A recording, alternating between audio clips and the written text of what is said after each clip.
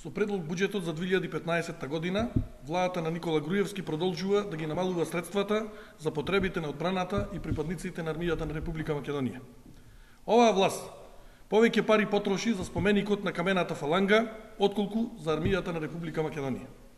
Во последните 8 години, владата на ВМРО ДПМН префрлила над 60 милиони евра од буџетот за одбрана на други буџетски ставки.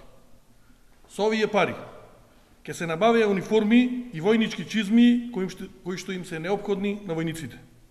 Можеше да се изградат станови за припадниците на армијата. Можеше да се вработат 250 војници за оваа година кои останаа да чекаат пред портите на Министерството за одбрана. Ќе се купеја и 30 оклопни транспортери. Дополнително, власта не ги реализираше проектите за реконструкција на објектите Свети Наум и Попова шапка, а пропадна и проектот Арама, мој вистински дом. Минатата 2014 година, речиси целиот буџет на одбрана се потроши за плати на вработените, околу 70%. Немаше и се уште нема пари за опремување и модернизација на армијата.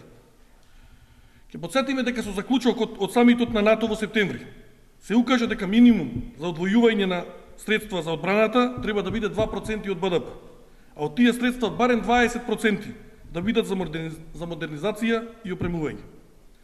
Буџетот на одбраната денес изнесува фрапантни 1,1% од БДП.